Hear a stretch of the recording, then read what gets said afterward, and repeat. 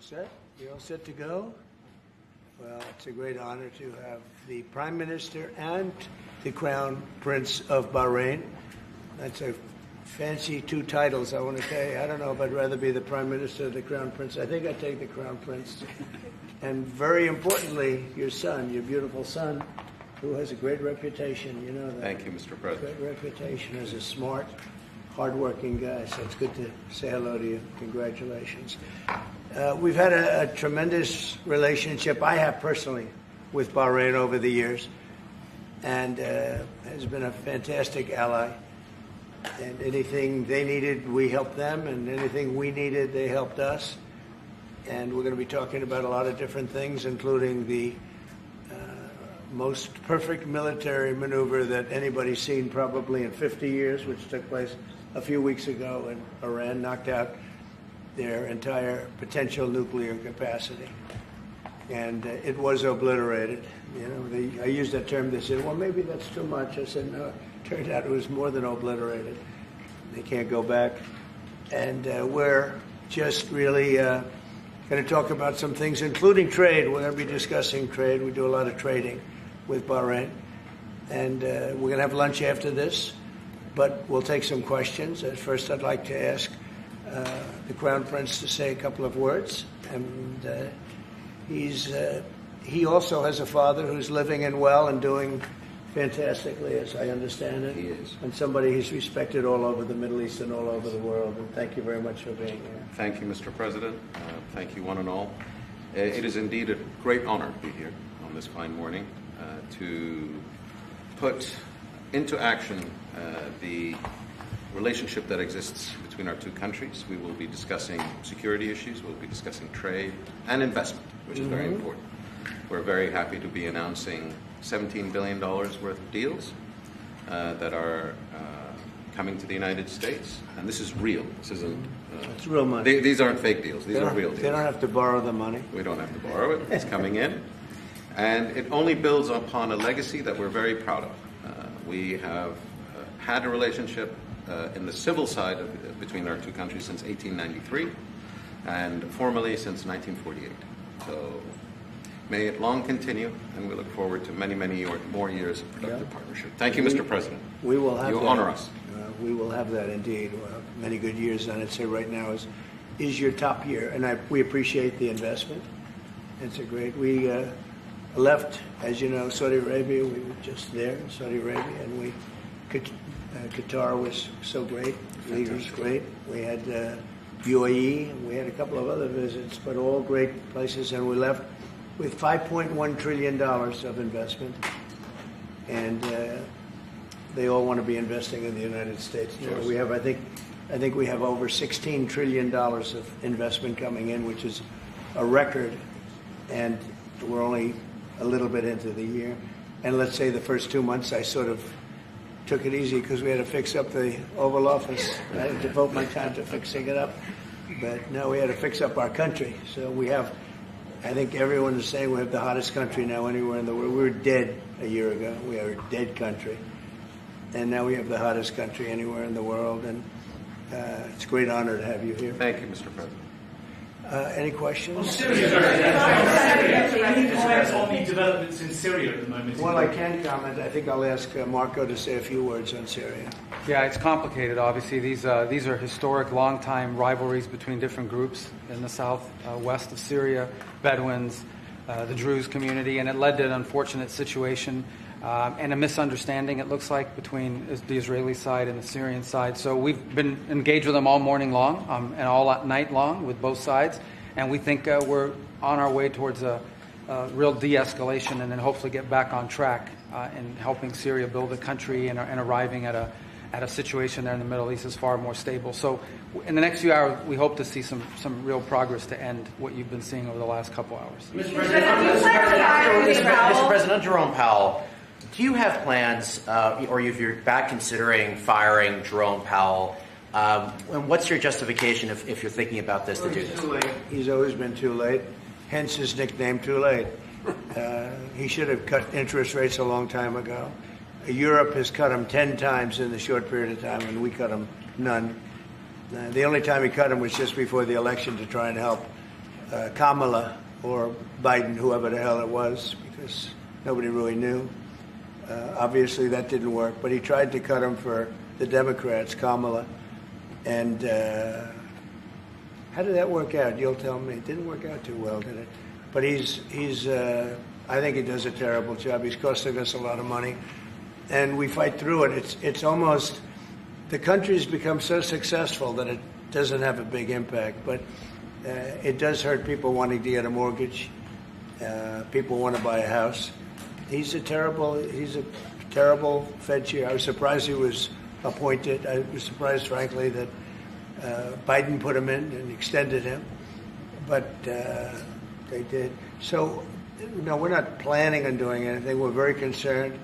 He's doing a little renovation for $2.5 billion of the Fed,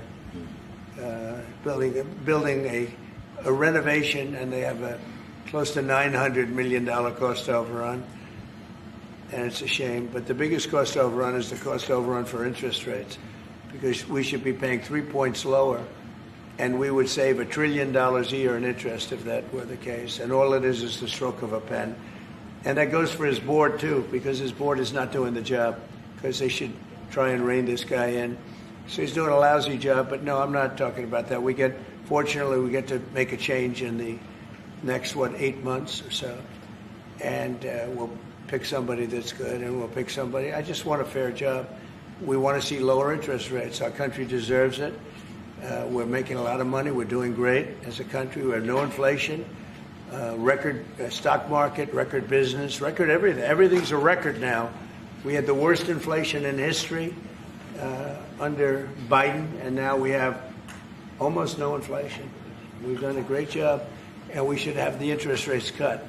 So you were saying the other day that Scott Bessent, you're so happy with him at Treasury that he's not your top option to replace Jerome Powell whenever that may be, whenever you decide what you want to do with him. Scott's doing a very good job. I'm very happy with Scott. Is Kevin Hassett on the top of your list? Kevin's somebody would consider. Kevin is fantastic, too. We have a lot of good people for that job. It's not a tough job, to be honest. Assuming you're smart, it's not a tough job. If you're a dummy, then I guess it's a tough job.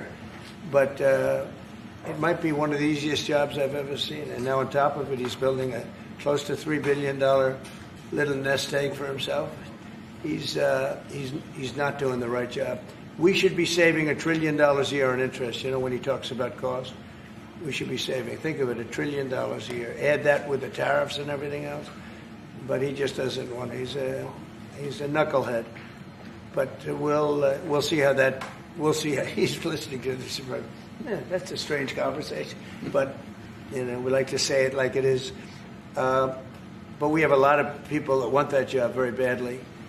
And I'm only interested in low-interest people, frankly, because you don't need. I know. So they had the 71 different economists and people experts that they picked about a month ago. I was the only one, along with one person from maybe the Wharton School of Finance. The two of us got it right. 69 people, including Powell, got it wrong. And he wants to hire thousands of new people to help him decide where we're going in the future.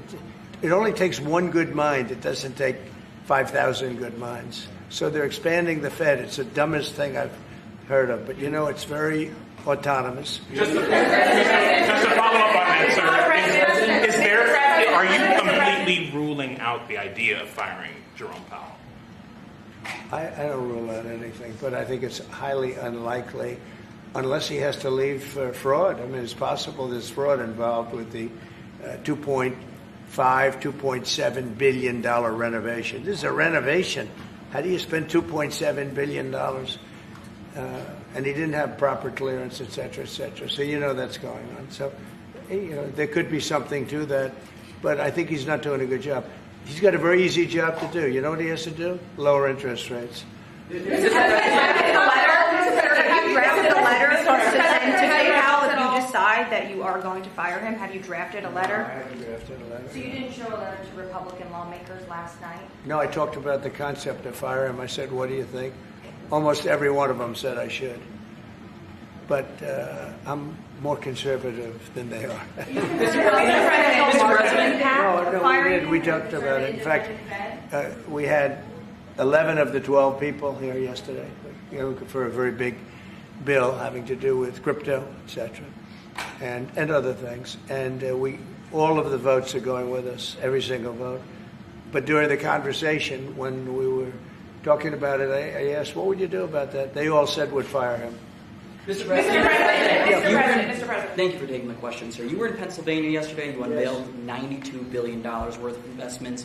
One of those jumped out, though, $15 billion in Homer City to build the largest natural gas power plant ever. I was at the rally where you told Homer City residents that you would not forget them when the biggest coal plant in Pennsylvania closed down.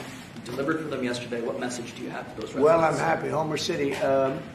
I was there, and I said, I'm going to produce something, I don't know what, because they had shut down this massive coal plant, one of the biggest in the country. And it was just purchased by the gentleman that you met yesterday, a very substantial man. I don't know if he's maybe not as substantial as you, I'm not sure. But he's pretty substantial. You know who I'm talking about. And they're going to spend billions of dollars on rebuilding it, and it's going to be the largest plant of its kind in the world, I believe, actually in the world, and it's going to be great. So we really fulfilled that promise to Homer City, but it's to Pennsylvania, basically. I won Pennsylvania, and very conclusively won Pennsylvania, so I owe them a big debt of gratitude, but thank you for bringing that up. We raised 92, it's actually going over 100, so it'll be over $100 billion to be invested in Pennsylvania. It was Pennsylvania Energy Project. So we had, everybody was there. Larry Fink was there. I mean, everybody was there and done a great job. The senator did a great job. And we were very proud. That was a great meeting yesterday. Thank you very much. Mr. President, actually for each of you, so for the Crown Prince, are you planning on taking any of the Patriot missiles that you're going to receive from the United States and divert those to help Ukraine? We have no current plans, as we have an operational requirement inside Bahrain to keep them there for the present time. He's got plenty of them, too. And Mr. President, on the fentanyl bill, They're wonderful. They're wonderful pieces of kit. They work very well. American technology is the best. Yep. and on the fentanyl bill that you're That's signing. maybe the most important part of this. He has his choice of everything, and we make the best military equipment by far in the Bar world. none. There's nothing close, right? Bar none. Yeah. Thank you. And on the fentanyl bill that you're signing today, do you hope that that's going to restart law enforcement cooperation with China on getting the fentanyl? Yeah, I think China's been helping out. I mean, it's been a terrible situation for many years with fentanyl, but since I came here, we're talking to them, and they're making big steps. They're also, as you know, being penalized. You know that, right? They're being penalized with tariffs because of the fentanyl, but they want to do something. We'll see what happens. Mr. President, I know. Thank you, Mr. President. An American from Tampa was beaten to death. He was killed by Israeli settlers in the West Bank. His family has been calling on you to help prosecute his killers. Are you going to do that? An American from Tampa? Yeah, your first sentence is really. Go ahead. Okay, an American citizen from Tampa, Florida, has been killed in the West Bank. His family has been asking on you to prosecute him.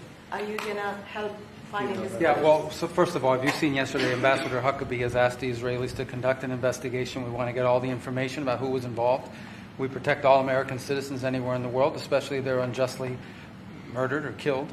So we're gathering more information, but I hope you saw yesterday Ambassador Huckabee in Israel asked the Israeli authorities to produce an investigation and concrete information about who was responsible for his murder. They're reporting that tomorrow. We have a meeting on it. They're going to be reporting that to me. Can I ask a question, Yeah. please? Do you think that the Gulf area now is more secure, and do you believe that a negotiation with Iran is necessary at this stage?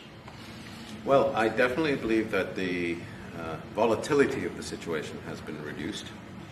And we didn't know where it was going to go on the Sunday. We were very glad when we found out on the Monday.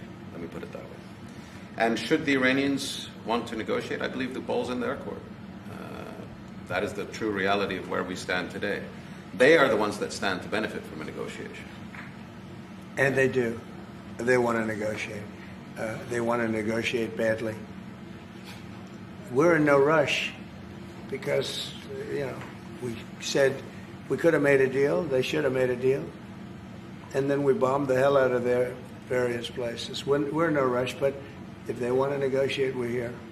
Yeah. Mr. President, I know you want to move past all this intrigue over the Epstein files, but I do want to ask you to clarify something you said this morning. You said this was all a hoax. Has your Attorney General told you this was a hoax? What evidence have you seen it's of not that? the Attorney General, no. I know it's a hoax. It's started by Democrats. It's been run by the Democrats for 4 years. You had Christopher Wray and these characters and Comey before him. And it's a bad group. It started, actually, look at the Steele dossier that turned out to be a total hoax.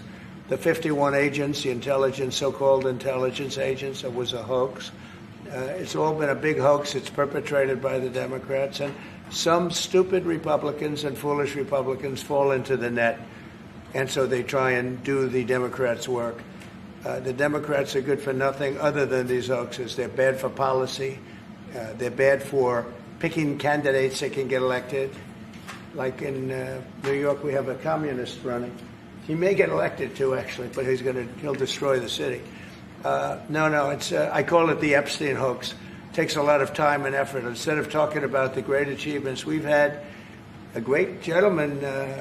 Yesterday, as you know, went on CNBC and he made the statement that Trump may go down as the greatest president of all in the United States. And instead of talking about the things we've achieved, we've had tremendous achievement. They're wasting their time with a guy who obviously had some very serious problems, who died 3-4 years ago. I'd rather talk about the success we have with the economy, the best we've ever had, and all of the things we've done, including the Middle East. I mean, you see it. Instead, they want to talk about the Epstein hoax. And the sad part is it's people that are really doing the Democrats' work. They're stupid people. Yeah, go ahead. Mr. President, there's lots of reports coming into this meeting that you planned on firing Fed Chair Jay Powell. Markets reacted. Is that right? Those are reports, but they're not true. So what would be useful to know, are you committed to picking someone from the outside? Are you going to interview individuals that are so on the many board people right that now? want that job. I have people that I've known a long time. They're calling me, begging for the job. You know what you need there? A smart person with common sense, but you need a very smart person for that job. I think it's one of the easiest jobs in government. You show up once a month and you make a statement about where the economy's going, and we're going to raise or lower interest rates. It's probably the easiest job I've ever seen. That's why I'm trying to figure, why does he want to expand and add more people? He's going to add more economists to tell him what to do. But the economists, I was right. All the economists were wrong. They admitted it. They admitted it this morning. Quiet. Go ahead. Mr. President, you mentioned fraud in an earlier answer. Are you saying you want to investigate the Fed chair for fraud related to this renovation? Well, I think he's already under investigation. He spent far more money than he was supposed to on rebuilding. I didn't see him as being the kind of guy that would want to have parks, rooftop parks, and everything else on top of buildings, but. Who wants to spend that money for the Fed? The Fed is supposed to sit there and say where interest rates are going and a couple of other very easy things to do. And he spent $2.5 billion. I think he's got some problems. Thank you, sir. You also reported a monthly surplus in the month of June, $27 billion. A ton of money. With these new tariff rates coming into effect on August 1st, we're going to be bringing in even more tariff revenue specifically. How much revenue do you think we can consistently bring in from these tariffs, and how big of a game changer is this, not only for the economy, but also fiscal responsibility? Well, we're going to be bringing in, already we've brought in over $100 billion. We'll be bringing in hundreds of billions of dollars. And the tariffs really haven't kicked in that much other than automobiles and steel. August 1st is a big day. August 1st is when very substantial money comes into our country. We've made deals with a lot of great places, but we had one yesterday, that was announced. We have another one coming up, maybe with India. I don't know. We're in negotiation. When I send out a letter, that's a deal. In other words, that's a deal. They don't want to ever say that. Oh, how many deals have you made? The best deal we can make is to send out a letter. And the letter says that you'll pay 30%, 35%, 25%, 20%, in one case 50%, Brazil. And because what they're doing to their former president is disgraceful. I know the former president. He fought like hell for the people of Brazil, that I can tell you. And I believe he's an honest man. I think what they're doing to him is terrible. So, yeah, we have some pretty good deals to announce, but every time we send out a letter, that's a deal. The big one really is going to be on the 150 countries that we're really not negotiating with, and they're smaller. We don't do much business with them.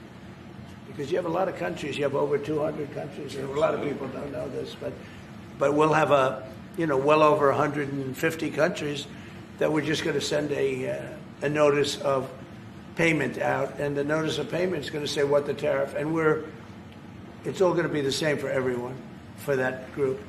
They don't, they're not big countries, and they don't do that much business. It's not like the ones that we've agreed with, like China, like Japan, where we're negotiating with them, but I think probably we'll live by the letter with Japan.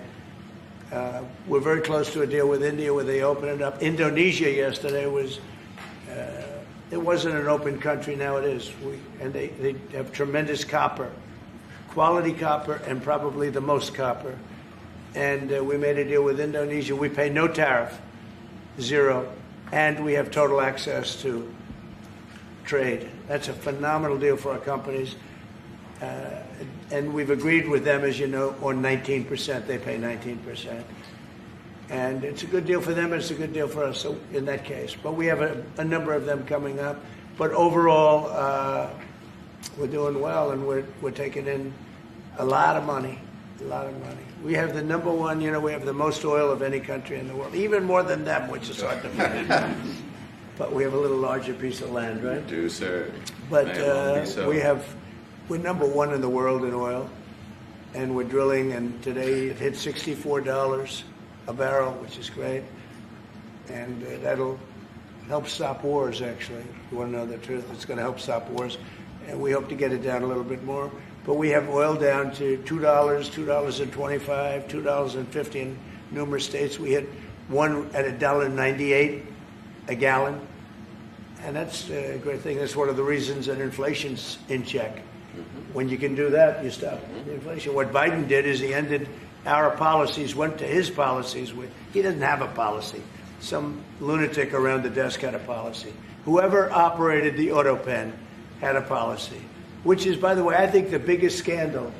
That's the scandal they should be talking about, not Jeffrey Epstein. The scandal you should be talking about is the auto pen, because I think it's the biggest scandal, one of them in American history. So the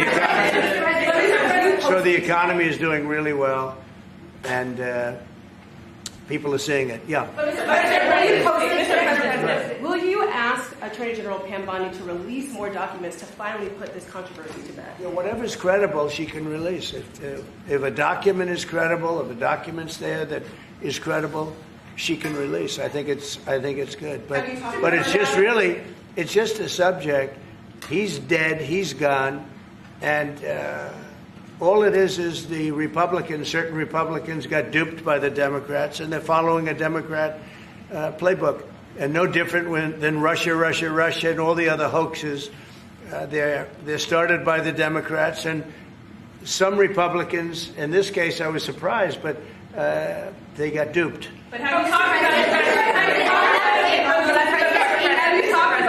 you talked about it with her the last week? President, first of all, remember your high-ranking officials, whether it's been your FBI director or Pam Bondi, they have made some inconsistent statements in the past. You've had. Well, I don't know. I can't speak about him, but I can say that Pam Bondi, I really think that she's done very good. She says, I gave you all the credible information. And if she finds any more credible information, she'll give that too. What more can she do than that? I mean, honestly, what more can she do?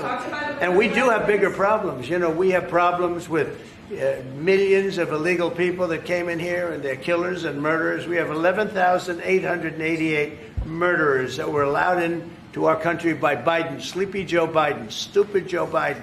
He allowed them into our country. And you know what? We got to do something about it. She's got a lot of things she's working on. And, you know, it's very sad that somebody can be waylaid, that just get waylaid. But I think she's doing a great job, personally. In your Truth Social this morning, you mentioned past supporters when you were talking about the Epstein issue. Does that mean that you're effectively disowning any supporters who are now calling? I lost a lot of faith in certain people, yeah. I lost, because they got duped by the Democrats. The Democrats are good for nothing. They've done a terrible job. They almost destroyed our country. If I didn't get elected, all these numbers you're hearing about, they found $25 billion and another 25 is coming in and hundreds of billions of dollars is pouring into our country. And we just got the biggest tax cut in history. We just got the biggest regulation cuts in history. There'll be no tax on tips. There'll be no tax on Social Security. There'll be no tax on overtime. There'll be no tax on so many other things. You're allowed to deduct your interest from a car payment. That's never happened before. You borrow interest. You borrow money to buy a car if the car is made in America. And by the way, factories are being built all over America. Car factories, AI factories. But you get a deduction on your interest. Nobody ever thought of that before. It never happened before. And, you know, these are the things that they should be talking about. The big, beautiful bill is one of the greatest pieces of legislation ever in this country. And the Democrats have nothing to combat it. So they say, oh, it's death. Oh, that's good. And then they give it to the fake news, which is you and a few others. And the fake news talks about the bill is death. The bill is actually life. The bill is life, and it saves our country. This bill is incredible. Look at the results already. So we have $16 trillion being invested in our country. And this great gentleman and his family just came in with another billions of dollars. And if he didn't like the country, if he didn't like where we were going, he's very smart. He'd come, maybe he wouldn't even come. I think maybe he wouldn't even come. You'd save your time. But, you know, it's one of those things. But if he didn't like where this country was, he wouldn't be investing billions of dollars in this country. But think of it, $16 trillion, more than has ever been even contemplated before. And we haven't even started yet. So that's what I want to talk about. I want to talk about the success. And the Democrats have nothing to show for what they do. They almost destroyed. They allowed 25 million people to come into our country, gang members, jailbirds, from all over the world, not South America, from all over the world. They allowed them to come into our country from mental institutions, insane asylums, just walk right through. They couldn't come into your country. They couldn't come into any country in the world except our country. And they came in from the worst places, gang members, drug dealers. They all came in. Turn it off, please. They all came in.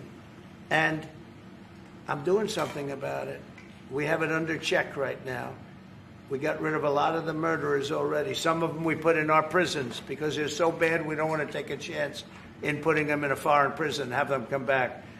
But we've done a great job. Our country's in great shape. We literally have the hottest country anywhere in the world right now. And it's true what the king said, what a lot of people said. We were a dead country. 1 year ago, we were a dead country. We were laughed at all over the world. We had Afghanistan with that horrible embarrassment, most embarrassing moment in the history of our country. Look what happened with Russia and Ukraine. That should have never happened. Look what happened with Israel. That would have never happened. Hamas had no money. Iran had no money. There was no money to do an attack like that. All these things that happened that wouldn't have happened if you had good leadership. And that's what you should be talking about. Thank you very much, everybody.